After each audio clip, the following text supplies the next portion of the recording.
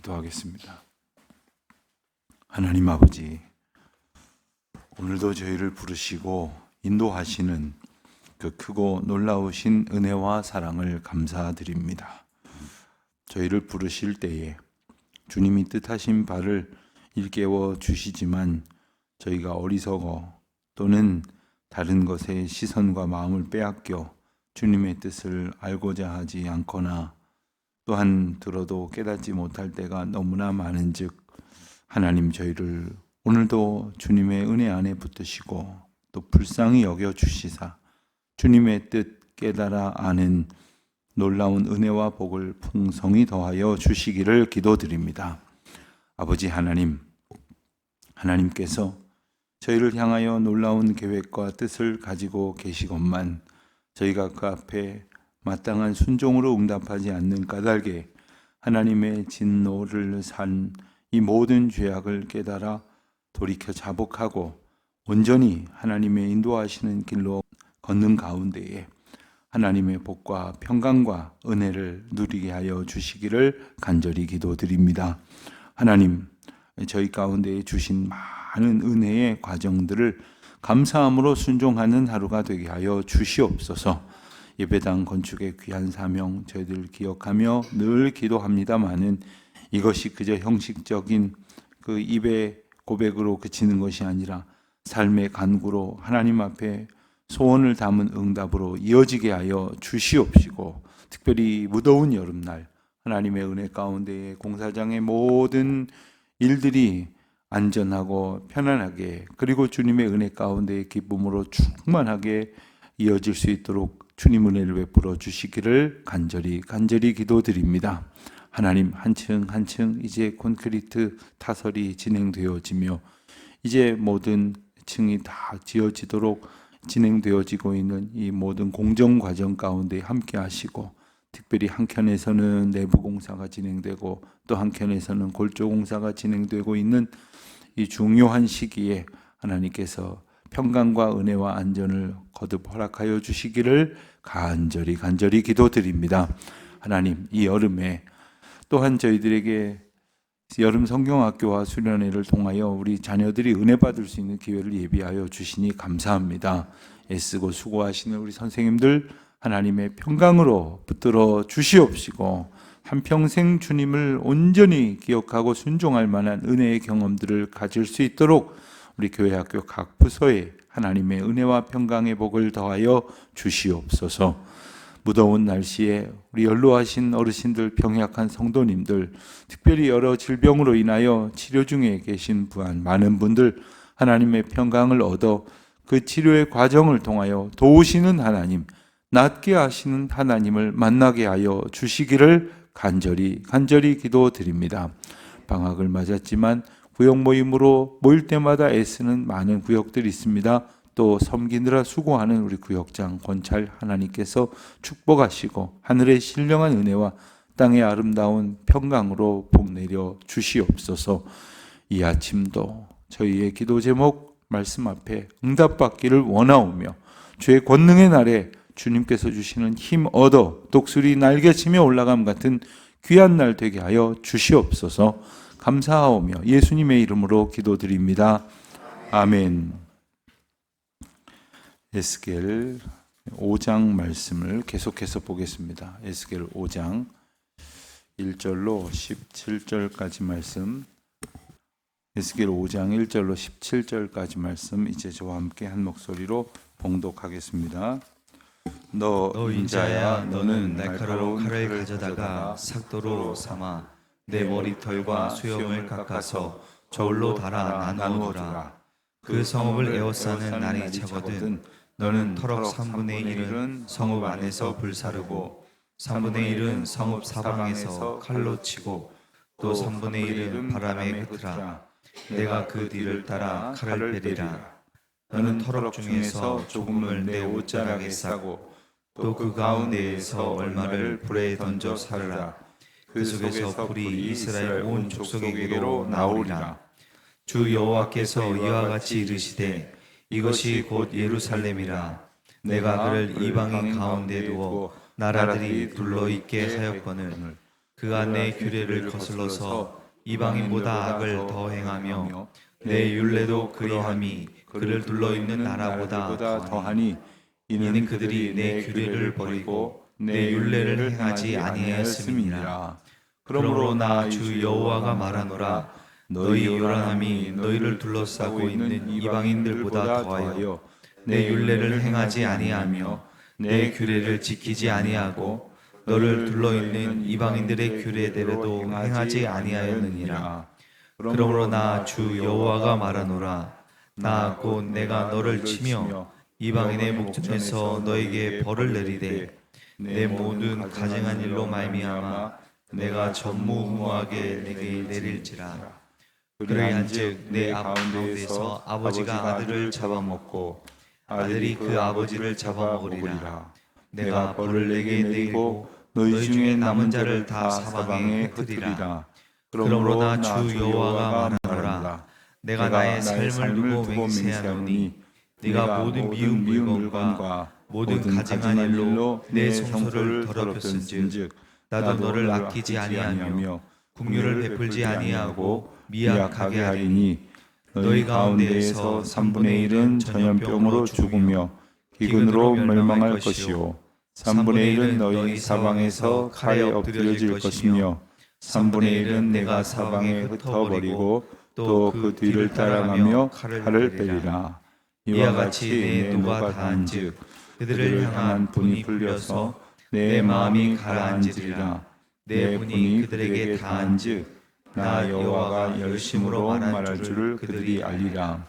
내가 이르되 또 너를 황무하게 하고 너를 둘러싸고 있는 이방인들 중에서 모든 지나가는 자의 목전에 모욕거리가 되게 하리니 내 노와 분과 중한 책망으로 내게 벌을 내린즉 너를 둘러싸고 있는 이방인들에게 내가 수치와 조롱거리가 되고 두려움과 경고가 되리라. 나 여호와의 말이니라. 내가 멸망하게 하는 기근의 독한 화살을 너희에게 보내되 기근을 더하여 너희가 의뢰하는 양식을 끊을 것이라. 내가 기근과 사나운 짐승을 너희에게 보내 외롭게 하고 너희 가운데에 전염병과 살육이 일어나게 하고 또 칼과 너희에게 임하게 하리라. 나 여호와의 말이니라. 아멘. 우리가 구약 성경을 공부할 때 신약 성경에 비해서 조금은 어렵고 그리고 생소하다 하는 그런 생각을 할 때가 있습니다. 근데 구약 성경 중에서도 이제 모세오경 앞부분 창세기나 출애굽기는 익히 들어 아는 내용이다 보니까 조금은 익숙하고 또 시편 같은 경우도 전혀 모를 만한 그러한 표현들이 아니기 때문에 깊이 있게 묵상을 하면 할수록 은혜를 받게 되긴 하지만 읽어서 무슨 말인지 모를 일을 겪지는 않습니다. 그런데 문제는 바로 이 선지서에 해당하는 그 부분들 중에서 영 읽어도 무슨 말인지를 모르겠고 또 읽어서 말뜻을 알아들어도 그 안에 담겨져 있는 메시지를 내게 주시는 말씀으로 이렇게 마음에 닿도록 깨닫지 못하는 것이 우리의 한계입니다. 그렇지만 하나님께서 이 말씀들을 주신 이유도 분명히 오늘 우리에게 미치고 있음을 우리가 알아야 합니다. 모든 말씀을 우리가 받을 때에 오늘 내게 주시는 말씀으로 받음으로 살아계신 하나님께서 살아 역사하시는 메시지로 오늘 나를 깨우치시고 돌이키시고 그리고 새롭게 하신다는 믿음을 우리가 언제나 잊지 말아야 합니다. 그러기 위해서 우리는 이 먼저 말씀을 잘 이해할 수 있도록 하기 위하여 배경에 대한 지식이 필요하거나 혹은 이 여러 가지 구조에 대한 이해가 필요한 부분들이 있다면 함께 살펴볼 필요가 있겠습니다. 우리가 에스겔서를 볼 때에 에스겔이 어렵다고 생각이 드는 한 가지의 이유는 바로 에스겔의 내용들이 많은 환상과 상징 언어들로 되어 있기 때문입니다. 이 상징 언어라 말하면 다른 뜻이 아닙니다. 그 말이나 혹은 에스겔이 오늘 본문에도 보이는 그 행동들의 메시지가 숨겨져 있다 이런 뜻입니다. 예컨대 여러분들 그 운동 경기들 중에 보면 나가서 뛰는 선수들이 있고 그 곁에서 응원하는 뭐 감독님이나 코칭 스태프나 뭐 이런 돕는 분들이 있죠. 근데 경기에 따라 보서 참 재미난 것 같다는 생각이 든 것은 어떤 경기는 옆에서 감독이 와 앉아 있음에도 불구하고 코치를 하면 안 됩니다. 경기 중에 코치를 하면 그것이 곧 그 제재 사유가 된답니다. 그런가 하면 어떤 경기는 끊임없이 소리를 지르죠. 끊임없이 소리를 질러서 독려를 합니다. 예컨대 유도, 레슬링, 권투 이런 경기를 보면 그 안에서 뛰는 선수가 분명히 정신이 없어서 못 들을 텐데도 막 계속해서 고래고래 소리를 질러가면서 이제 도움을 주려고 애를 쓰죠. 자, 그런가 하면 어떤 경기는 상대방이나 다른 사람들이 알아듣지 못하도록 자기들끼리만 이제 미리 약속된 그 암호를 가지고 이렇게 사인을 냅니다. 야구 경기 같은 것들이 그렇죠. 감독님이 이렇게 코를 만지고 귀를 만지고 또 2번 만지고 1번 만지고 하면 그것을 알아들은 그 선수들이 거기에 따라서 작전을 펼쳐갑니다. 그것도 중간에 코칭 스태프들 중에서 전달하는 역할을 하는 사람도 있죠. 어릴 적에 이렇게 가만히 보면 감독님들 중에 나이 지긋한 분들이 많이 계셨던 것 같은데 나이 많은 감독이 심각한 표정을 짓고 막 코를 만지고 귀를 만지면 좀 우스꽝스럽지 않습니까? 저만 그렇게 느꼈는지 모르겠는데 근데 자기들끼리 약속된 게 있기 때문에 그런 행동을 하는 거죠. 그리고 다 알아듣는 겁니다. 에스겔의 행동도 마찬가지예요. 오늘 우리는 이게 무슨 말인지 못 알아듣지만 이스라엘 백성들에게 있어서는 저 행동이 무엇을 가르치는지를 대강은 알 수 있는 그런 행동을 하도록 하셨습니다. 오늘 본문에 나오는 사건이 그렇습니다. 오늘 본문에 보면 에스겔에게 하나님께서 날카로운 칼을 가져다가 머리털과 수염을 깎아서 저울로 달아 나누라. 이게 무슨 말입니까? 왜 이런 행동을 하게 합니까? 그런데 오늘 말씀을 보면 5절에 보면 주 여호와께서 이와 같이 이르시되 이것이 곧 예루살렘이라. 깎아서 나누게 하는 것이 예루살렘이라.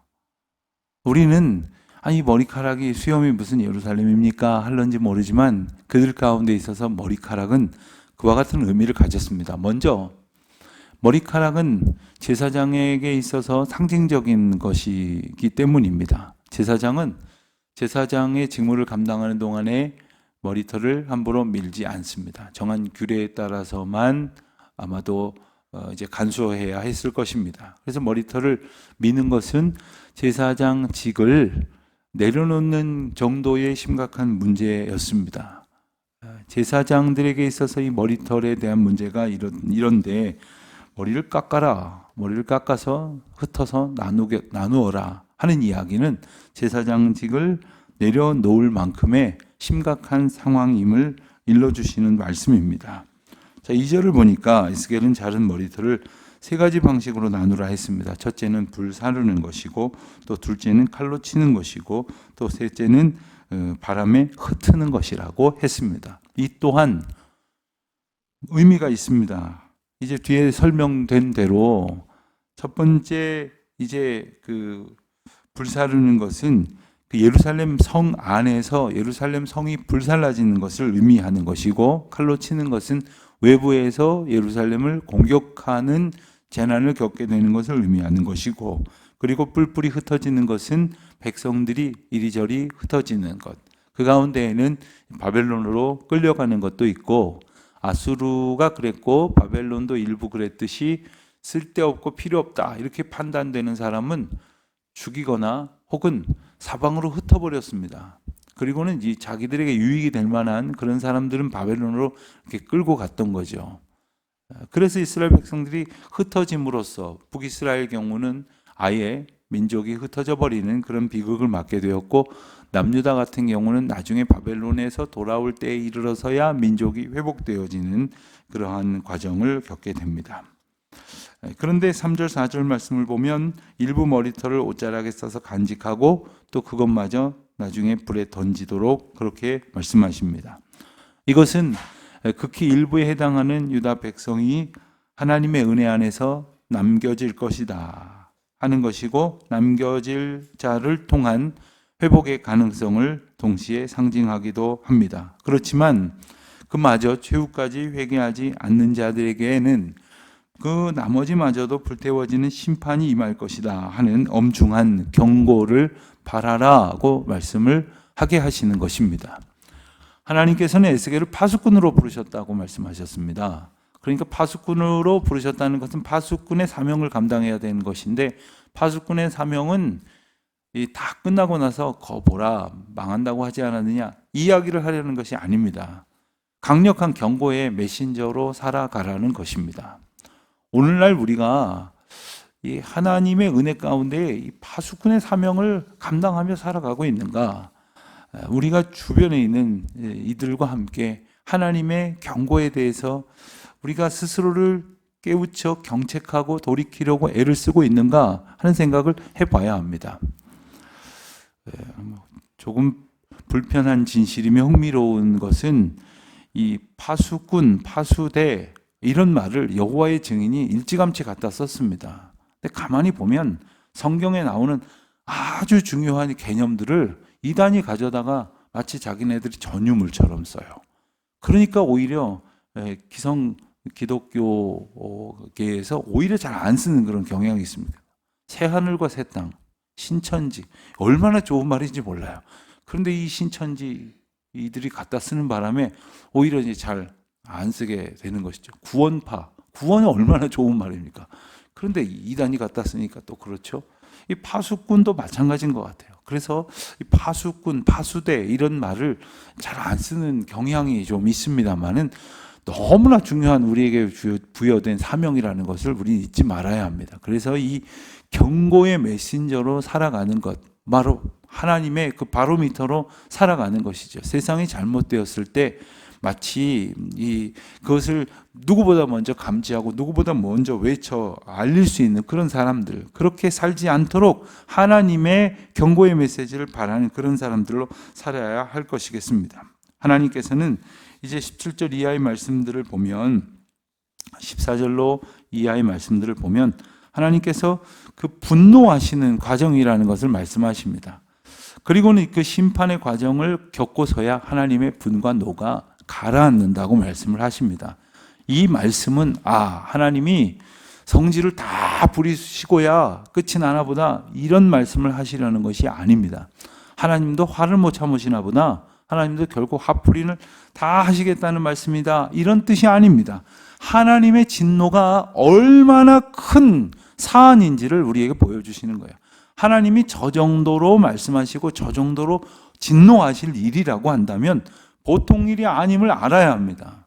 우리는 참 어리석어서요, 상대방이 막 화를 내면 큰일 났다 싶고 그냥 넘어가면 별일이 아닌 것으로 그대로 넘어가도 되는 줄 알지만, 이스라엘 백성들이 예루살렘을 통해서 저질렀던 죄악은 하나님이 그냥 넘어가실 수 없는 정도였다는 거예요. 그럼 무엇 때문입니까? 그들이 여호와의 율례와 법도를 따르지 아니하였다. 이 한마디로 이제 죄악과 정리가 되는 겁니다. 오늘 우리로 말하면 하나님이 일러주시는 말씀대로, 그 일러주시는 법도대로 살지 않았다 하는 겁니다. 그래서 11절 말씀을 보면 죄악과 심판이 아주 간명하게 설명되고 있습니다. 내 성소를 더럽혔은 즉 나는 긍휼을 베풀지 아니하게 하겠다. 그래서 3분의 1에 대한 해석을 12절에 이제 앞서 나와 있던 3분의 1에 대한 설명을 13절, 12절에 가서 우리가 해석으로 보게 되고요. 다시 13절에 보면 하나님의 진노가 어느 정도인지를 분명히 말씀하게 하십니다. 그리고는 황무하게 하겠다고 말씀을 하십니다. 하나님께서 진노하시는 방법 중에 하나는 있던 것을 없게 하시는 겁니다. 다시 말하면 의지할 것이 없게 하시는 겁니다.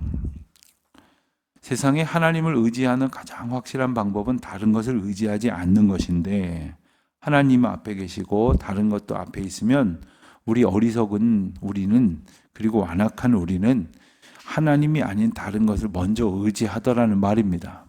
그러면 어떻게 하면 되겠습니까? 하나님만 의지할 수 있도록 다른 어떤 개연성도 다 제거해 버리는 것이 하나님의 은혜가 아닙니까? 우리 스스로가 그렇게 할 수 없다면 하나님께서 그렇게 하도록 인도하여 주시는 것이 하나님의 은혜가 아닙니까? 우리가 이 세상 떠날 때가 가까워진다는 것을 느끼는 것은 어느 때입니까?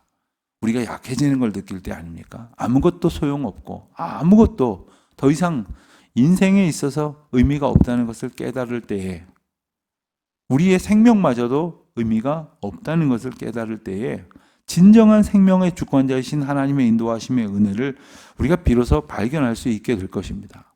그런데 이 모든 것이 있음에도 불구하고 하나님의 은혜를 깨닫고 온전히 의지하고 살아갈 수만 있다면 그것은 얼마나 하나님께 큰 기쁨이 되고 영광이 되겠습니까? 오늘 그 기회를 다시 우리에게 주시는 것입니다. 이스라엘 백성들은 어리석어서 기근을 겪고 황무하게 되고 심판을 겪고 아주 내외간의 우환을 치르고서야, 그리고 결국 황무하게 되고서야 여호와 앞에 돌아오게 되었다면, 오늘 우리에게 하나님께서 주시는 은혜를 따라서 그 모든 지경에 이르지 않고도 여호와께 돌이키고 또 돌이키고 한 걸음 한 걸음 갈 때마다 내가 그 길에서 벗어나지 아니하였는지를 말씀에 의지하여 겸손히 묵상하고 하나님의 뜻을 따라 살아가도록 애를 쓰는 것, 주께서 우리에게 베푸신 은총이요 기회가 아닐 수 없는 것입니다.